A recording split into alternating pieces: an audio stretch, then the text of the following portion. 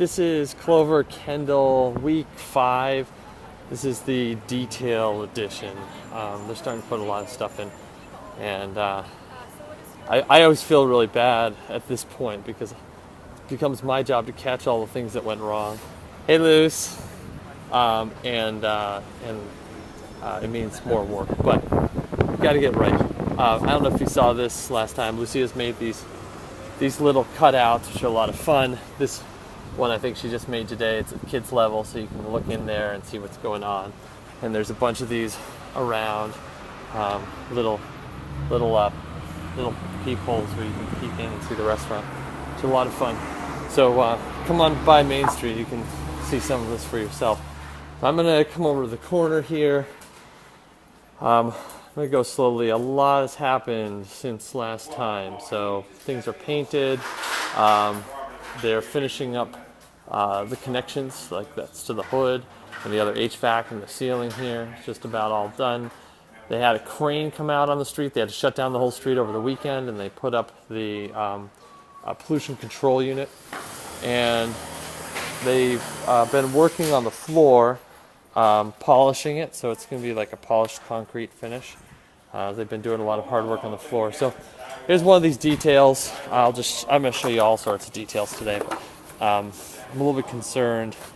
There's a groove cut in here to catch the stain, but you can see the stain is past the groove. I'm going to have to talk to them about how we fix that.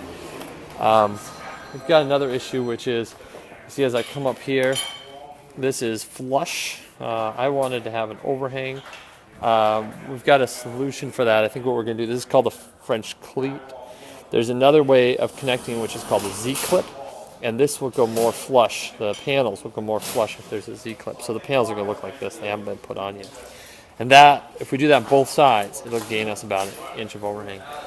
Next detail that's driving me nuts is this is like an 1/18 inch like radius that was put on that edge. I hate it. Probably the thing I'm least happy about right now. This is nice and sharp.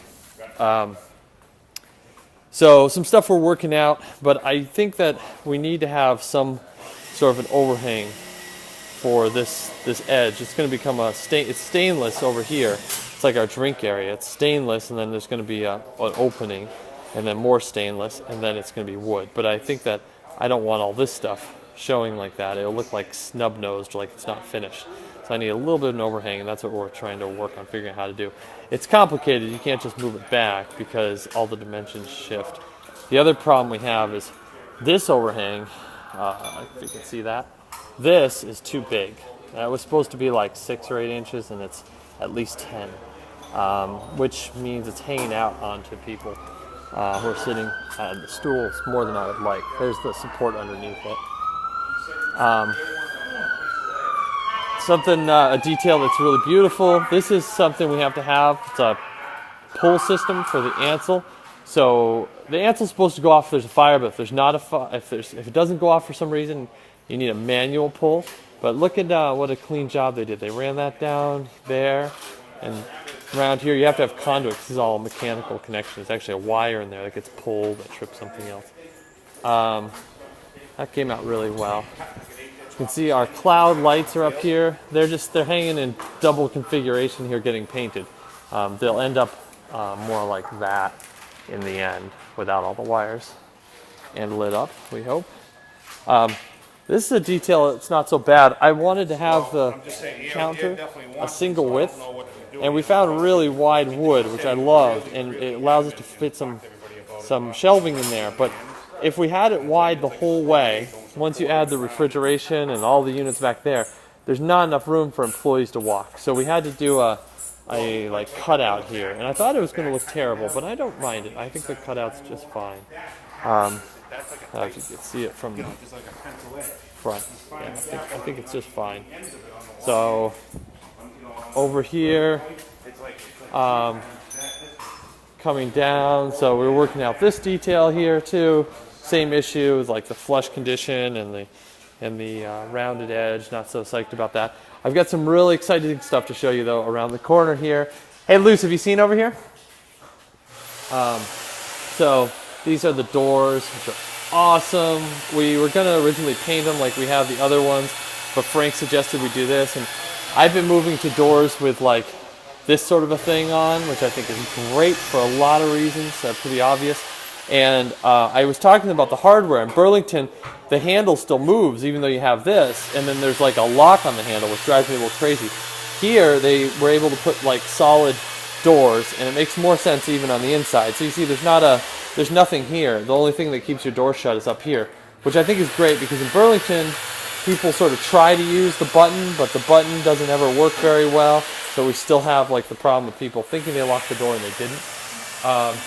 This is the lighting we're playing around with in the bathroom. This is a brand new thing for us. I think it's coming out really well. Really happy with that. That's the accessible bathroom, the ADA bathroom. Here's one of the other bathrooms. See what's going on. Got the same condition there. And the last bathroom here. Again, we've got the same lights on here, which I'm liking a lot. This one we have like a little door on the inside that's to a closet. But like I said, I'm really excited about these doors. I think they came out really, really nice. And I think I got one more thing to show you, and we're just about done with this tour. Lucia, did you see those doors? No. They're awesome, huh? Are they going to stay that color? Yeah, that's going to stay like that. So these are a little bit of an issue. I noticed them. What are those for? And this is for the baseboard, but I don't want a wood baseboard. We've worked really, really hard so that the only wood in here is going to be that counter and the big table here, so that it's more distinct. In Burlington, I think we had too much conflicting wood, so I'm doing upholstered seats and upholstered chairs, which is costing us a ton of money, but I think it's going to be a really beautiful effect. The whole reason moving from the wooden seat tops to the upholstered was to avoid any of this in the restaurant. So I saw this here and had a little bit of a panic, and we're gonna figure that out. This is some contraption that covers up the grease trap and has a panel. Another little detail. I'm concerned about this screw, because when you clean, it's gonna catch the edge of your rag, and you'll leave a little string there. Seems like a little thing, but we're gonna try and get a screw of some sort. And this is going to go underneath the bench seating that's going to be at the window right here. And it is the wrong size, so that's going to be redone. And you see the wood down here? That's the stuff that's more of that stuff that's going to be redone. So we got a little bit of work to do. Here's one of our sandwich units. Some of the equipment's coming in. So this place was totally empty the other day because they were working on the floor. And actually, this scaffolding here, they did a clever thing, and they winched it up off the ground so that they could get everything off the ground here. And now it's all coming back in, so it's pretty busy right now.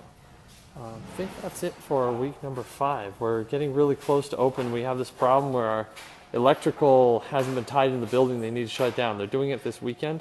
It's going to set us back a week on our open. I think we're looking at the 6th or 7th of December. We'll post the final opening date really soon, as we know for sure.